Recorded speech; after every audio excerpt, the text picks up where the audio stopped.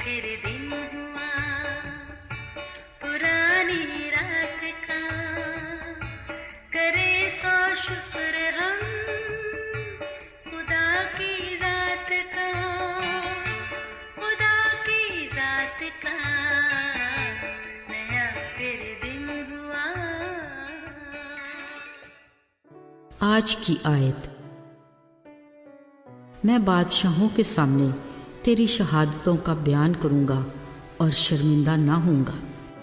ज़बूर 119 46वीं आयत। अजीज़ों, बाहर दरवाजे पर किसी ने कॉल बैल दी।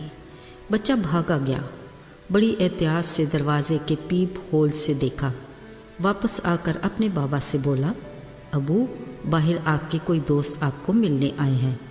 बाप ने बेटे से कहा, ओहो, ऐसा करो बेटा, बाहर जाकर बोल दो, अबू कह रहे हैं कि मैं घर पर नहीं।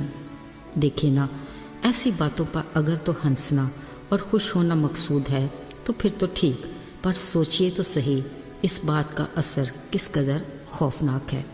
ये भी ध्यान में रहे कि कुछ बच्चे बड़ी बामानी और गौर तरफ बात करते हैं जिनको नज़रअंदाज नहीं किया जा सकता है। अजीज़ों, ये हज़ारों साल पहले शाह इसराइल और आराम बादशाह के जंग का वाक़या है।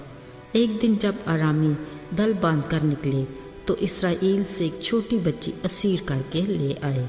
ये आरामी फ़ौज के सूरमा नुमान जो कोड़ी था उसकी बीवी की खिदमत करने लगी।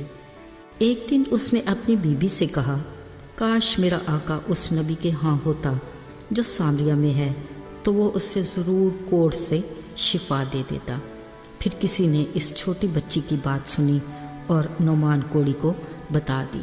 लिहाजा नौमान कोड़ी सूरमा अपने बादशाह आराम की इजाज़त से सोने चांदी और जोड़ों के तहाइफ लेकर इसराइल रवाना हो गया और अपने घोड़ों रथों समेत अलीशा नबी के घर के दरवाजे के पास जा पहुंचा।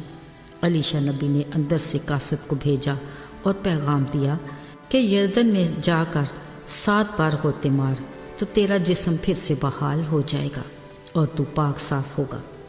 अब बाहर इंतज़ार में खड़े आरामी सूरमा नौमान के लिए अलीशा नबी का ये पैगाम उसकी सोच और उसके ख्याल के बिल्कुल बरअक्स था।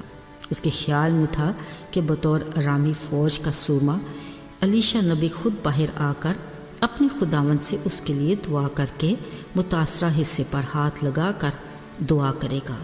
मगर जब ऐसा ना हुआ तो वह नहायत खफा हुआ और कहा, क्या मेरे मुल्क के दरिया इसराइल के दरियाओं से बढ़कर नहीं?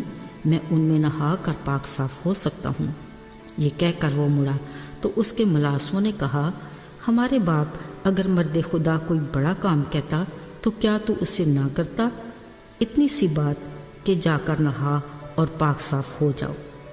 ये सुनकर नौमान कोड़ी ने कुछ सोचा और यरदन में मर्द खुदा के कहने पर 7 होते मारे तो उसका जिस्म बच्चे की मानद हो गया।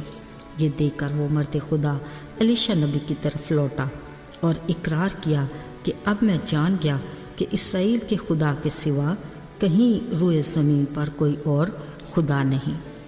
अजीज़ों, इस सारे वाक़या में गौर तलब बात नौमान कोड़ी का इसराइल के खुदा को वाहिद मानने का इकरार है, जो उस इसराइली असीर छोटी बच्ची की गवाही की बदौलत हुआ।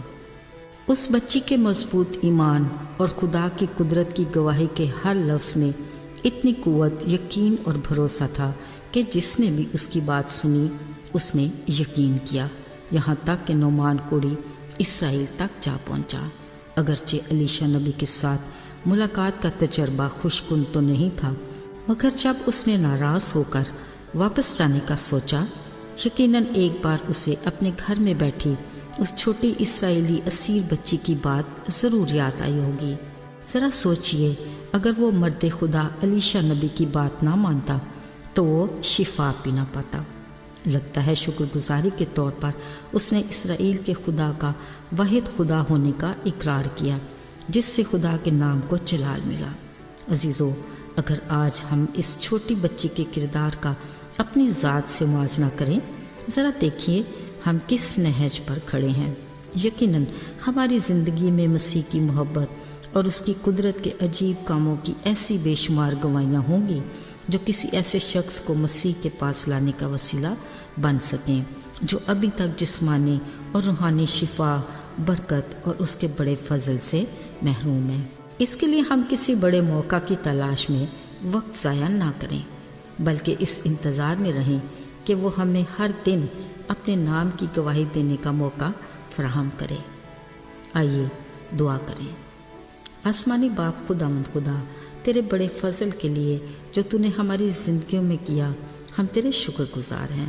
ہمیں زندہ گواہ بننے کی دلیری دے تاکہ ہم بہت سوں کو تیرے انمول محبت کے بارے میں بتا سکیں۔